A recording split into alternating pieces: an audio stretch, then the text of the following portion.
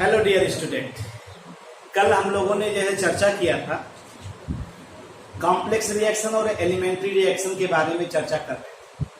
Complex reaction क्या होता है, एलिमेंट्री रिएक्शन क्या होता है, इसकी चर्चा हम लोग कर रहे थे और आज हम लोग उसी को जो है आगे लेकर चलेंगे। उसी के आगे लेकर चलेंगे तो हमने ये भी कहा था आपसे कि जो एलिमेंट्री रिएक्शन होता है उसका रेट लॉ आप स्टोइचियोमेट्रिक कोफिशिएंट देख करके लिख सकते हैं, और जो आपका कॉम्प्लेक्स रिएक्शन होता है उसका आप रेट लॉ जो है वो स्टोइचियोमेट्रिक कोफिशिएंट देख करके नहीं लिख सकते। तो देखिए, जैसे हम एक पॉइंट ले रहे हैं उसी के हिसाब से समझाने के, यानी rate law can be directly retain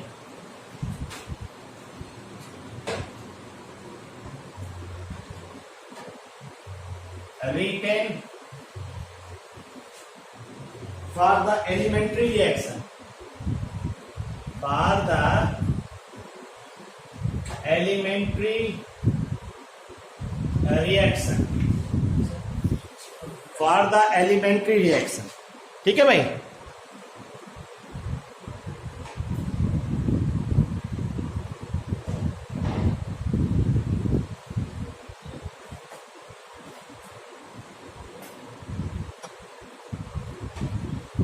ठीक, रेट लॉ हम लोग लिख सकते हैं एलिमेंट्री रिएक्शन की डायरेक्टली।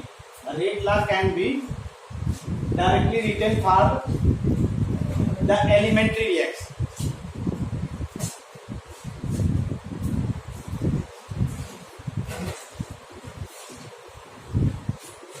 ढूंढ रही थी क्या नीचे? हमने क्या कहा? Rate law can be directly written for the elementary reaction. ठीक, by its स्टोइचियोमेट्रिक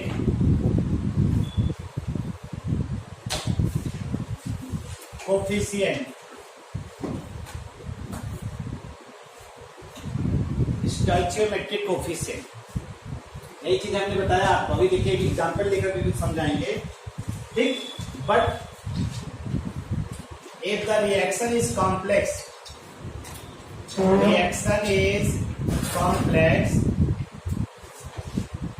then the rate law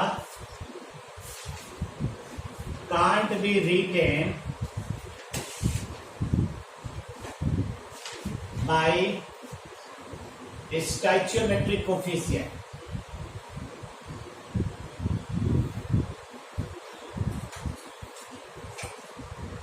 जैसे हम एक एग्जाम्पल लेते हैं आपको समझाने के लिए। जैसे हमारे पास दो एक ही तरह का रिएक्शन ले रहे हैं, 2A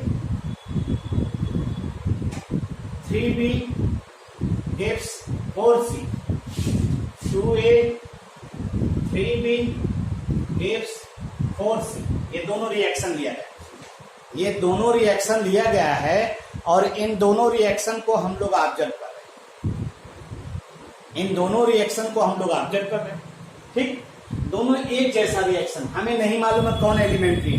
हमने एक रिएक्शन को मान लिया वो एलिमेंट्री, चाहे इसको मान ले चाहे इसको। हमने मान लिया ये एलिमेंट्री, है और ये मान लिया ये कॉम्प्लेक्स रिएक्शन। ठीक, ये कॉम्प्लेक्स रिएक्शन है। अब इसका रेट लॉ लिखेंगे, दोनों का रेट लॉ लिखिए। देखिए, रेट लॉ और इसका भी रेट लॉ, ध्यान दीजिएगा।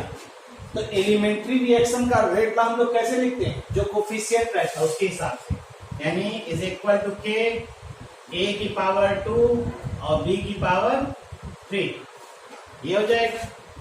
और यहां पे रेट लॉ लिखेंगे के ए की पावर x और b की पावर y, ये हो जाएगा। तो हमने कहा जब कॉम्प्लेक्स रिएक्शन का डेफिनेशन याद है ना, reaction takes place in one step, more than one step. तो जब ये मोर देन वन स्टेप में हो रहा है तो इसका मतलब हो गया कि हर एक स्टेप का इसका जो है रेट ला अलग अलग हम दिखाई देंगे। और यहाँ पे एलिमेंट्री प्रोसेस का मतलब ये एक ही स्टेप में रिएक्शन हो रहा है, तो एक ही स्टेप पे जब रिएक्शन हो रहा है तो जो कोफिशिएंट रहेगा वो पावर में चला जाएगा, सीधा सीधा बस यही समझना है। इतना ही बेसिक डिफरेंस है, बाकी और इसमें है कुछ नहीं। आप किसी चीज के लिए बहुत ज्यादा सशंकित ना रहिए, सीधा सीधा किया गया।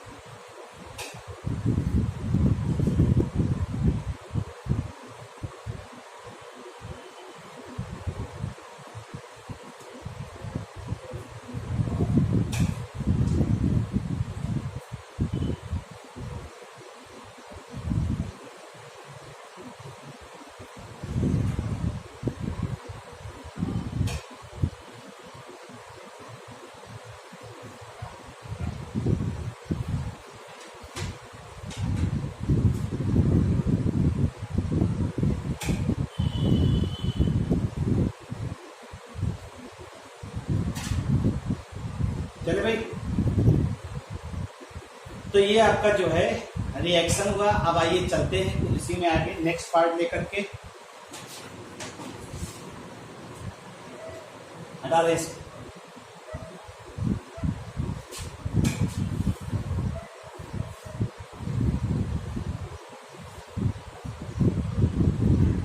अब आइए देखते हैं मॉलिक्यूलरिटी ऑफ रिएक्शन।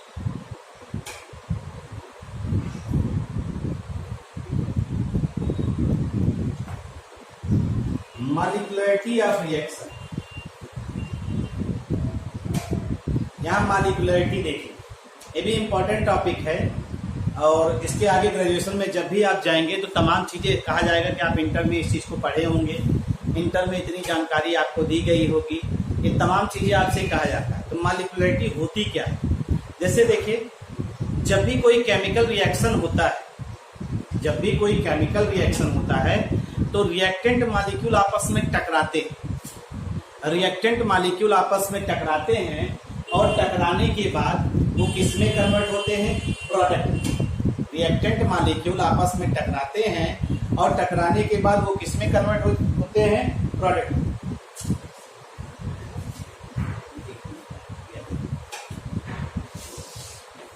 ठीक है, हमने क्या कहा?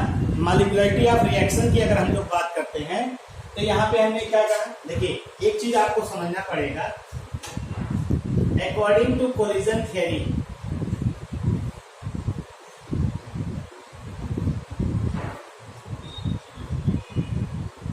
रिएक्टेंट अगर प्रोडक्ट में कन्वर्ट हो रहे हैं, रिएक्टेंट अगर प्रोडक्ट में कन्वर्ट हो रहे हैं तो reactant molecule must collide. Reactant molecule must collide with each other.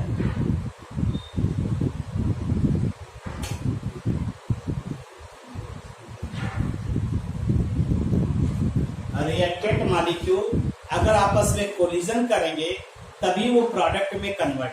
सीधा सीधा है ये, क्या कहा हमने? कोलिजन थ्योरी के हिसाब से रिएक्टेंट मॉलिक्यूल अगर प्रोडक्ट में कन्वर्ट हो रहे हैं तो रिएक्टेंट मॉलिक्यूल जब आपस में कोलिजन करेंगे, कोलाइड करेंगे, कोलाइड करने के बाद वो किस में कन्वर्ट करेंगे? देन दे कन्वर्ट इनटू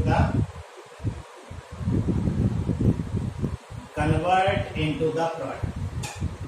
ये भी कोलिजन थ्योरी आगे पढ़ा जाएगा, इसको बस इसका एक बेसिक फंडा हमको लेना है, बस इतना ही ध्यान रखना। तो अब देखिए, जो number of reacting molecules reaction में पार्टिसिपेट कर रहे हैं, देखिए ध्यान से, जो number of reacting molecules collide कर रहे हैं, रिएक्शन में पार्टिसिपेट कर रहे हैं और पार्टिसिपेट करने के बाद प्रोडक्ट का फॉर्मेशन कर रहे हैं नहीं कर रहे, इससे हमें नहीं मतलब, वो पार्टिसिपेट कर रहे हैं, उसी को हम लोग क्या कहेंगे, मॉलिक्यूलरिटी, यानी the number of reacting molecules, यही डेफिनेशन है, the number of reactant molecule, the number of reactant molecule which collide with each other,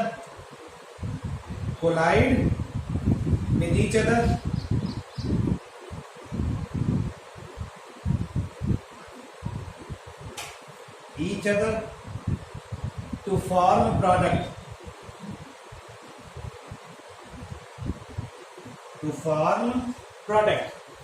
collide with each other, यानी जो जितने नंबर ऑफ रिएक्टेंट मॉलिक्यूल टकराते हैं, जितने टकरा और प्रोडक्ट फॉर्मेशन में पार्टिसिपेट करते हैं, वो सब के सब क्या कहलाएंगे, मॉलिक्यूलरिटी कहलाएंगे। कार्ड मॉलिक्यूलरिटी ऑफ रिएक्शन, कार्ड मॉलिक्यूलरिटी ऑफ रिएक्शन, ठीक है। जैसे और देखिए, अभी आपको आइडिया हो जाएगा।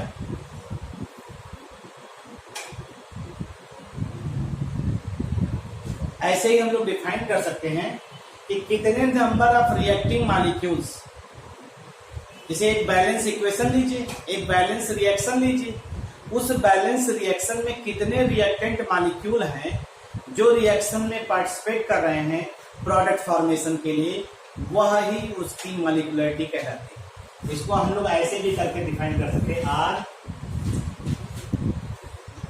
Number of reacting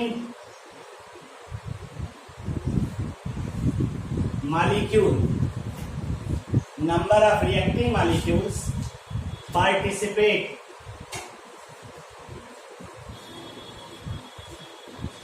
number of reacting molecules participate in a balanced chemical equation,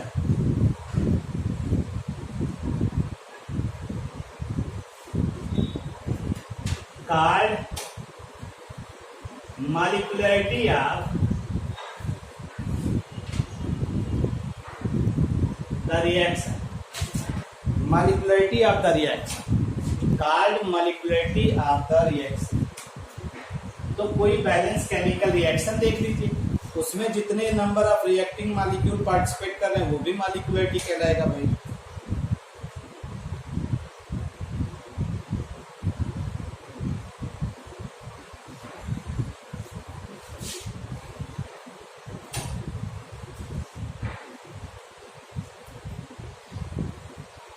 molecularity की एक खासियत ये होती है, ये थियोरेटिकल कॉन्सेप्ट होता है। जैसे देखिए एग्जाम्पल देखते हैं, N1A N2B कन्वर्ट हो रहा है N3C और प्लस N4D, ये एक रिएक्शन है। तो इसमें A के कितने मॉलिक्यूल हैं बता सकते हैं, N1, B के कितने मॉलिक्यूल हैं, N2, तो मॉलिक्यूलरिटी कितनी हो जाएगी, N1 प्लस N2, यानी इसकी मॉलिक्यूलरिटी आप देख के बता देंगे, मॉलिक्यूलरिटी बराबर N1 प्लस N2, ये मॉलिक्यूलरिटी होगी।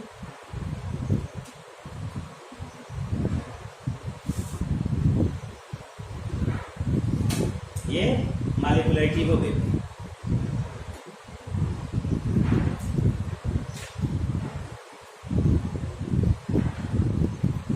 ऐसे और देख लीजिए, तमाम रिएक्शन होते हैं। मॉलिक्यूलरिटी के बारे में एक और भी चीजें समझ लीजिए, इट इज थ्योरेटिकल प्रोसेस, ये थ्योरेटिकल प्रोसेस होता है।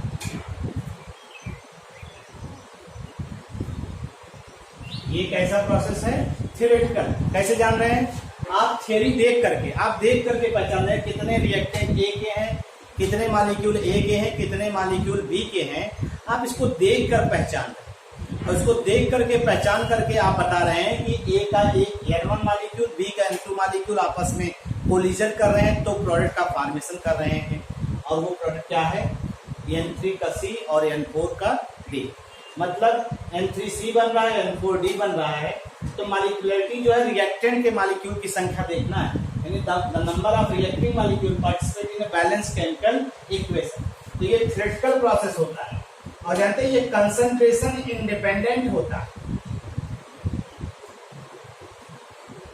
मतलब कंसंट्रेशन पे डिपेंड नहीं करता कि रिएक्टेंट मॉलिक्यूल का कंसंट्रेशन चेंज हो तभी वो जो है आपका क्या कहलाएगा, तभी वो जो है रिएक्शन में पार्टिसिपेट करेगा, ऐसा नहीं।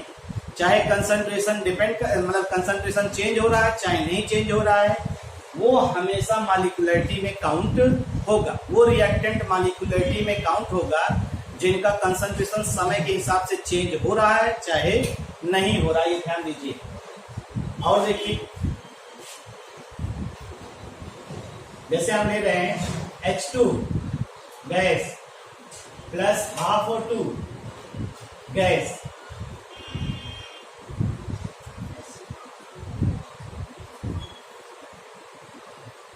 H2O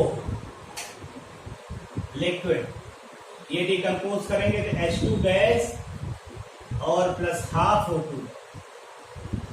अब आप इसको देखिए कितने रिएक्टेंट दिखाई दे रहे हैं इसमें, हो एक रिएक्टेंट है, रिएक्टेंट सिर्फ H2O ही तो है, एक मॉलिक्यूल, इसकी मॉलिक्यूलरिटी क्या हो जाएगी 1।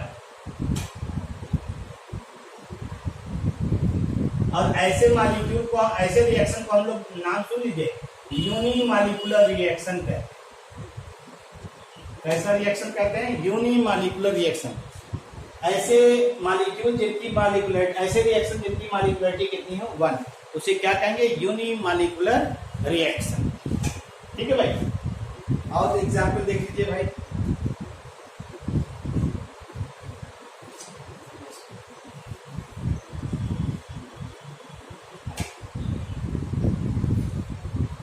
अगर आप ऐसे और देखिए N2 plus O2, N2 gas plus O2 gas gives 2NO gas. इसकी मॉलिक्यूलरिटी कितनी हो जाएगी, कितनी हो जाएगी भाई, अरे N2 का कितना मॉलिक्यूल है, एक ना, और O2 भी एक है, 1 प्लस 1 इज इक्वल टू 2, तो मॉलिक्यूलरिटी 2 यानी by molecular reaction, by molecular reaction हो गया।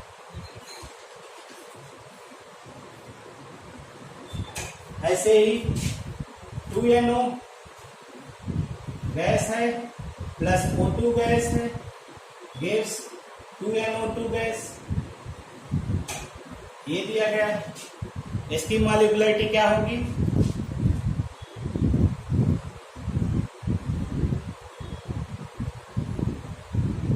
2 प्लस 1 इज इक्वल टू 3। तो ऐसे मॉलिक्यूलर जिनकी मॉलिक्यूलरिटी 3 है उसे हम लोग क्या कहेंगे, try molecular reaction, try molecular reaction कहते हैं।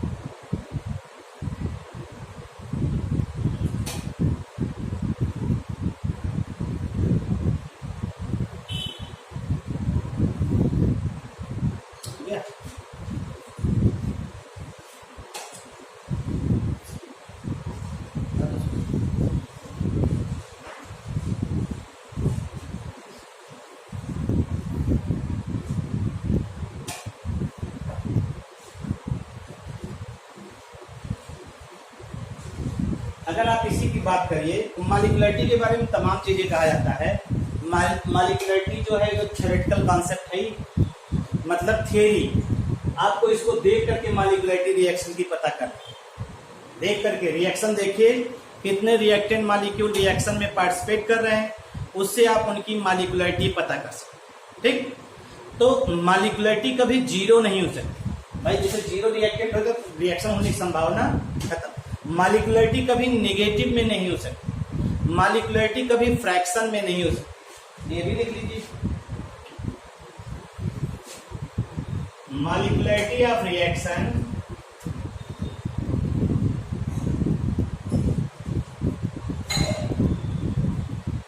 can't be zero, negative, fraction. न तो नेगेटिव हो सकता है, न जीरो हो सकता है, न फ्रैक्शन में हो सकता है। जो मॉलिक्युलरिटी रिएक्शन की है, जीरो अगर रिएक्टेंट हो जाएगा तो रिएक्शन होने की संभावना खत्म, नेगेटिव हो जाएगा तो अनस्टेबल होगा, वो रिएक्शन होने के रिवर्स रिएक्शन होगा। फ्रैक्शन में भी हम लोग नहीं ऑब्जर्व करते, ठीक है, हमेशा होल नंबर में, क्योंकि कभी आधा मोल जो है ये नहीं मिलेगा, O2 आधा मोल, आधा जो है हाफ O2 नहीं मिलेगा, ठीक है।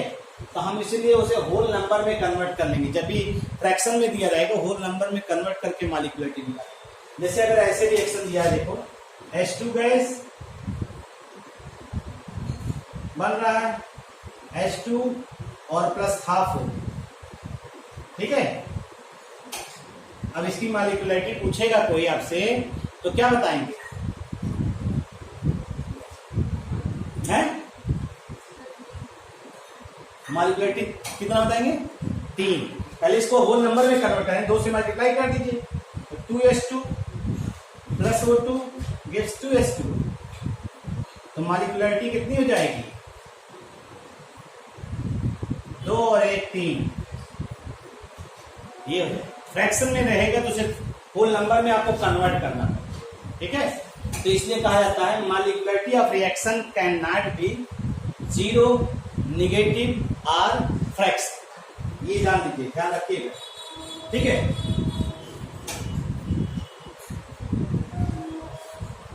फ्रैक्शन के अलावा एंड इनफाइनाइट भी मान लीजिए, इनफाइनाइट भी नहीं होगा।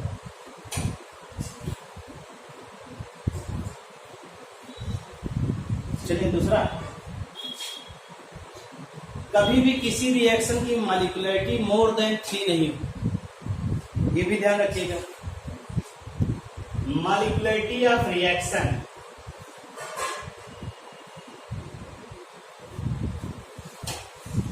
कांट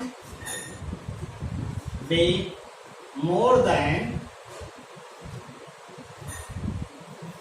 3। ये भी इंपॉर्टेंट पॉइंट है कि किसी भी केमिकल रिएक्शन की जो मॉलिक्युलरिटी है वो 3 से ज्यादा नहीं हो सकती। अब एक क्वेश्चन आता है कि काहे ऐसा होता है, ठीक, तो इसको समझा जाएगा अभी हम लोग जब कोलिजन थियरी पढ़ा जाएगा, लेकिन अभी थोड़ा सा इसे बता देते हैं आपको, फिर याद रहेगा उस समय तो देखिएगा, उस समय भी चर्चा कर लेंगे। जैसे आपने कहा, मान लीजिए 4 रिएक्टेंट मॉलिक्यूल है, 4 रिएक्टेंट मॉलिक्यूल है, और आपने कहा कोलिजन करेंगे, तो एक ही समय पे चारों एक साथ कोलिजन करें, ऐसा तो संभव होगा नहीं, बहुत रेयर होगा ऐसा कि ये जिस समय इससे टकराना चाहता हो उसी समय ये भी इससे टकराना चाहता हो, उसी समय ये भी टकराए उसी समय, ऐसा बहुत रेयरली फाउंड। तो इसका मतलब है इनमें कोलिजन जो होने की संभावना होगी, चारों के एक साथ कोलाइड करने की संभावना जो होगी वो बहुत कम होगी। ये इनसे टक्कर कर सकता है, ये इनसे टक्कर कर सकता है, ये इनसे टक्कर कर सकता है, ये इनसे कर सकता है, फिर ये इनसे डायरेक्ट टक्कर कर सकते हैं, ये इनसे डायरेक्ट टक्कर कर सकते हैं, लेकिन एक साथ कहिए चारों एक साथ कोलिजन कर दें तो ये संभव नहीं, बहुत रेयरली होता है। तो इसलिए कहा जाता है एक साथ जैसे मॉलिक्यूल्स के कोलिजन एक साथ संभव नहीं है, वैसे मॉलिक्युलरिटी रिएक्शन भी मोर देन 3 होने की पॉसिबिलिटी नहीं होती। तो हम लिख दे रहे हैं एक लाइन जरा, the probability of, because the probability of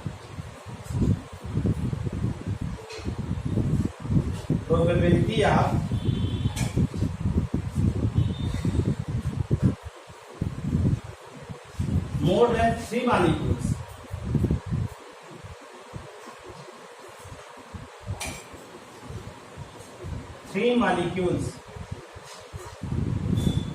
more than 3 molecules to collide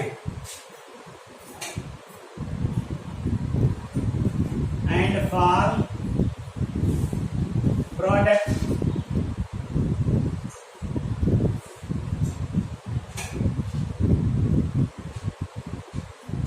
is very less.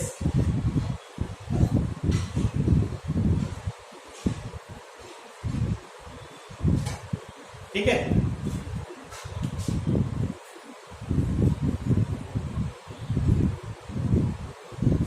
ये क्या था, मॉलिक्यूलरिटी ऑफ एलिमेंट्री रिएक्शन लिखिएगा इसका, एलिमेंट्री की हम लोग बात करेंगे जब भी बात करेंगे मॉलिक्यूलरिटी ऑफ एलिमेंट्री रिएक्शन, ठीक है। वो जैसे देखिए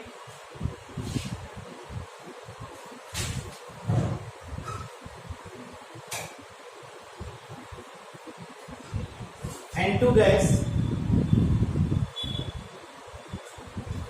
plus 3H2 gas gives 2NH3 gas ना।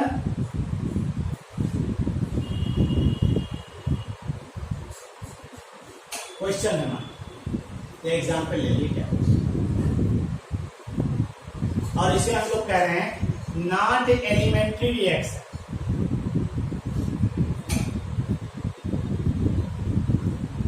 और मॉलिक्यूलरिटी इसको दिया गया है,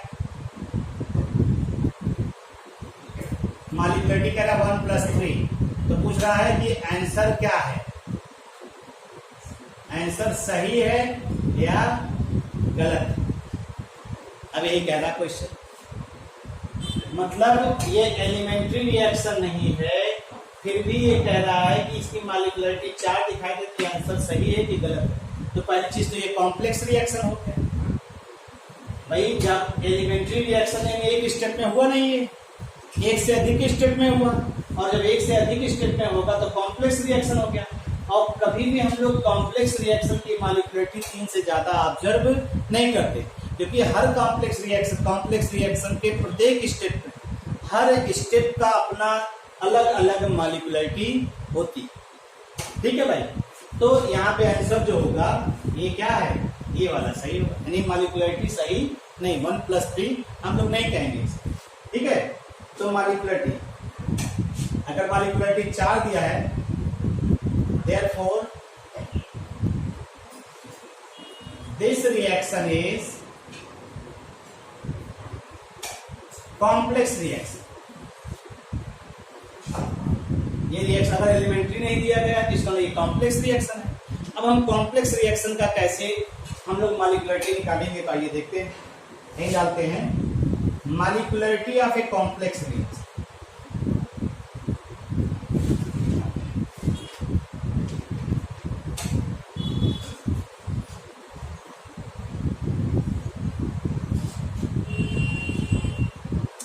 molecularity of a complex reaction,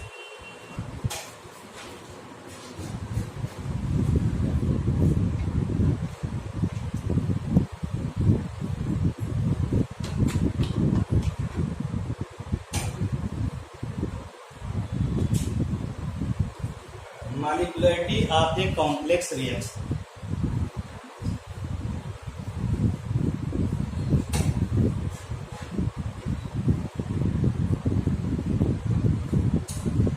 complex reaction का मतलब reaction takes place more than one step, complex reaction का है, ठीक है। ये कॉम्प्लेक्स रिएक्शन का है, reaction takes place more than one step क्या कहलाएगा, कॉम्प्लेक्स रिएक्शन। और each step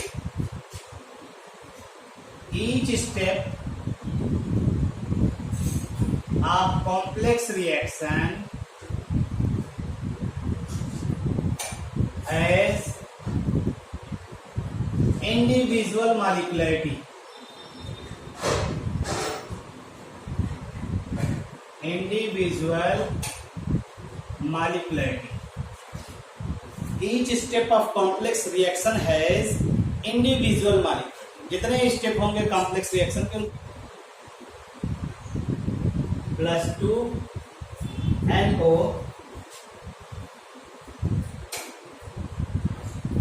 gives 2H2O + N2। ये रिएक्शन दिया है, ये क्या दिया है, रिएक्शन दिया।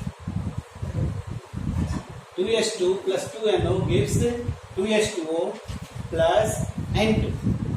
ये रिएक्शन हमको दिया गया।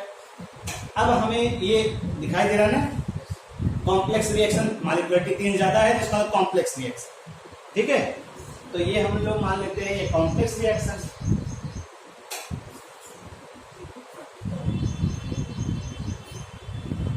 ये कॉम्प्लेक्स रिएक्शन। ठीक, अब इसका स्टेप में देखते कई स्टेप में ये रिएक्शन कंप्लीट होता है। जैसे देखिए ये दिया गया पहला स्टेप, पहले स्टेप में दिया है 2NO, ये कन्वर्ट हो रहा है N2 +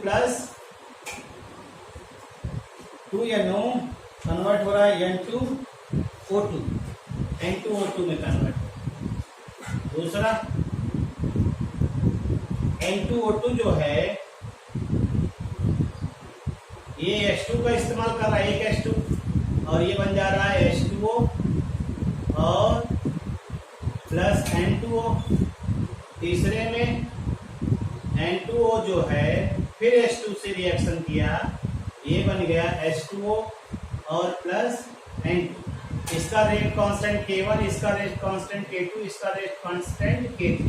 अब देखिए ये रिएक्शन, नेट रिएक्शन देखिए वही आएगा कि नहीं, देखो ध्यान से। नेट रिएक्शन क्या है, पहले लिखो तो हम बताएं, काट के दिखाएंगे। लास्ट में देखिए ऊपर वाला रिएक्शन ही आएगा।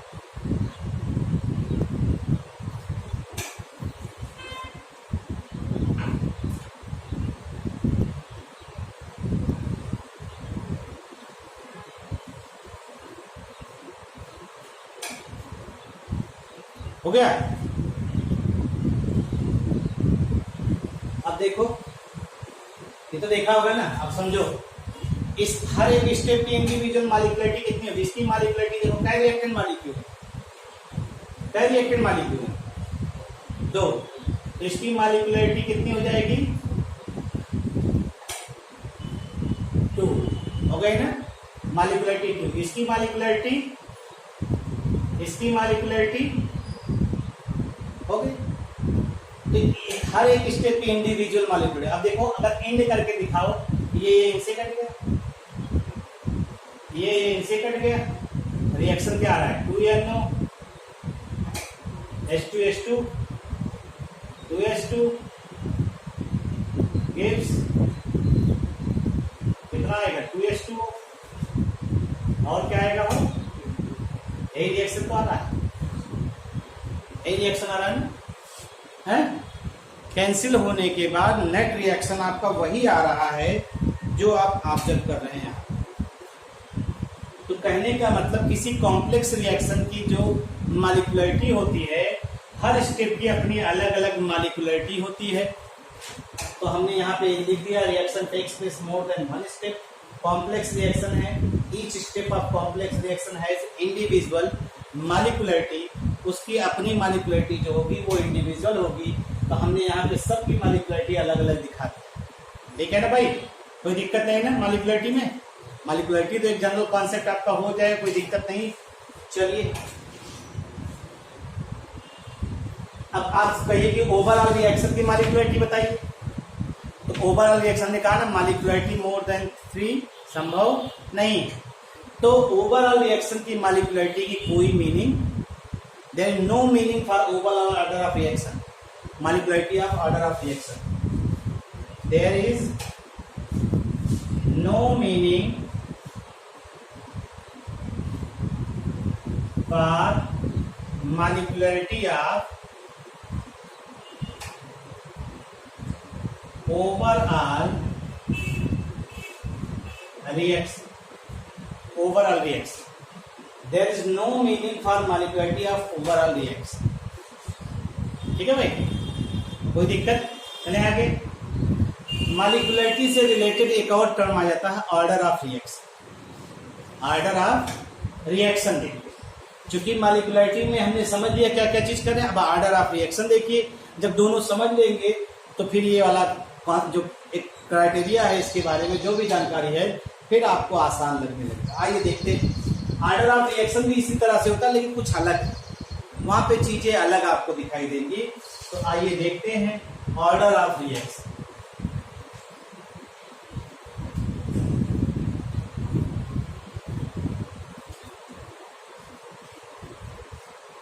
ठीक है, वो ऑर्डर ऑफ रिएक्शन।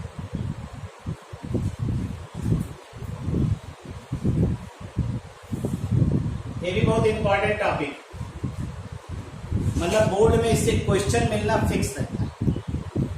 इंपॉर्टेंट इस हिसाब से है बोर्ड में, वो कंपटीशन, किसी भी कंपटीशन के पॉइंट ऑफ व्यू से भी अगर आप सोच रहे हैं तो उसमें भी इससे क्वेश्चन मिलते हैं। क्योंकि ऑर्डर हम लोग ये जान लीजिए, इसके आगे का टॉपिक जो है ऑर्डर ऑफ रिएक्शन का डिफाइन करना, फिर different types of order of reaction, फिर experimental determination of order of reaction, ये तमाम चीजें आपको पढ़ना।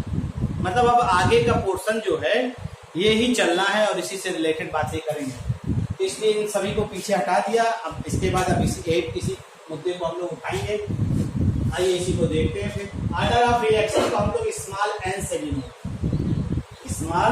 एन से डिनोट करते हैं, ध्यान दीजिएगा। जैसे आपने कहा था, मान लीजिए फॉर एग्जाम्पल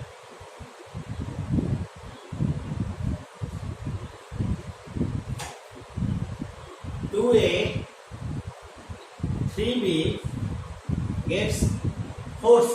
लिया था ना, एक रिएक्शन लेने बार बार 2a + 3b gives 4c, और हमने मान लिया ये कॉम्प्लेक्स रिएक्शन। क्या मान लिया? Complex reaction. तो इसका रेट ला लिखेंगे ना, रेट ला क्या लिखेंगे? के ए की पावर क्या आएगी? क्या आएगी ए की पावर? कॉम्प्लेक्स रिएक्शन तो ए की पावर क्या लिखेंगे मेरे ला? एक्स और वाई लेंगे। एलिमेंट्री होता तो ए की पावर 2 बी की पावर 3 कर देते। ये ध्यान दीजिए, बार बार इसको कह रहे हैं, ए की पावर एक्स और बी की पावर वाई। ये रेट ला। तो डेफिनेशन देखिएगा, ये इसे हम लोग पढ़ते क्या है? ये कंसंट्रेशन टर्म हो, इसे हम लोग क्या पढ़ते? Concentration term. तो सुनिए definition, the sum of, sum का मतलब जोड़ना है। क्या चीज जोड़ना है? The sum of power of all concentration terms. जो कंसंट्रेशन टर्म्स हैं उनके पावर को आप सम कर लीजिए, और वही सम क्या कहलाएगा? Order of reaction.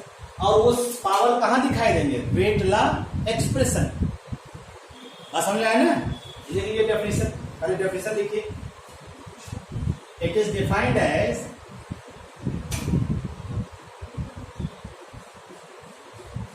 the sum of power of all concentration terms, the sum of power of all concentration terms which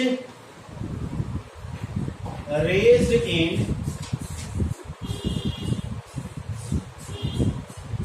rate law expression,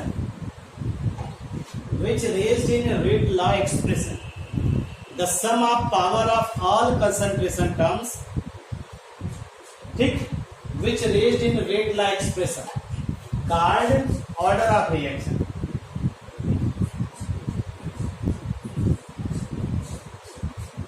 order of reaction, इसी को हम लोग क्या कहते हैं? ऑर्डर ऑफ रिएक्शन कहते हैं। इसी को हम लोग ऑर्डर ऑफ रिएक्शन कहते हैं। ध्यान दीजिए, तो इसका मतलब है, इसके हिसाब से देखिए तो ऑर्डर ऑफ रिएक्शन क्या हो जाएगा? एन बराबर क्या हो जाएगा?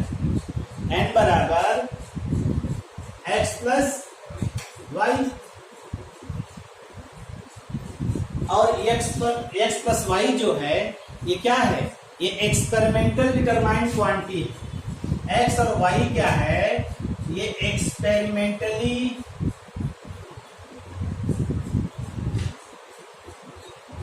डिटरमाइंड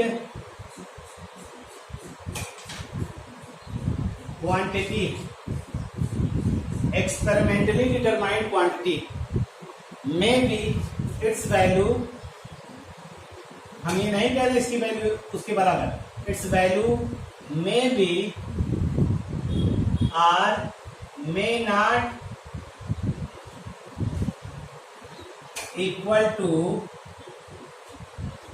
इसके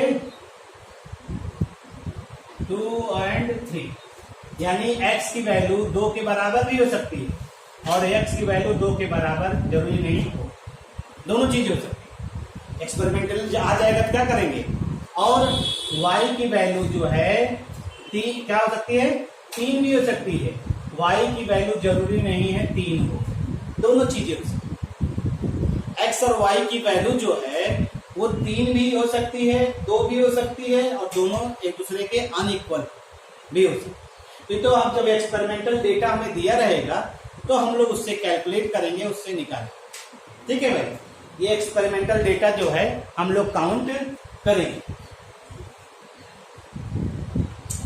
लिख लीजिए जल्दी से।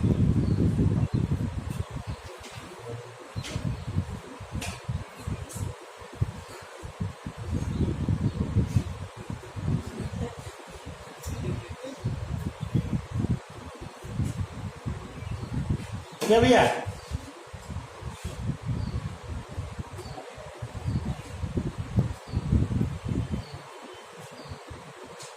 तो ये वैल्यू देखिए, इसकी वैल्यू को हम लोग कैसे काउंट करेंगे, अभी और भी बहुत सी चीजें इसमें पढ़ना है, अभी तो इसको आप देखिए। हमारे ख्याल से इतनी बातों को हम लोग डील करते हैं, बाकी की बातें जो है नेक्स्ट टर्म पे यहीं से आगे स्टार्ट करते हैं। इतनी बातों को आप डील कर लीजिए, इतनी बातों को आप पढ़ लीजिए, बाकी की बातें नेक्स्ट टर्म पे। Thank you.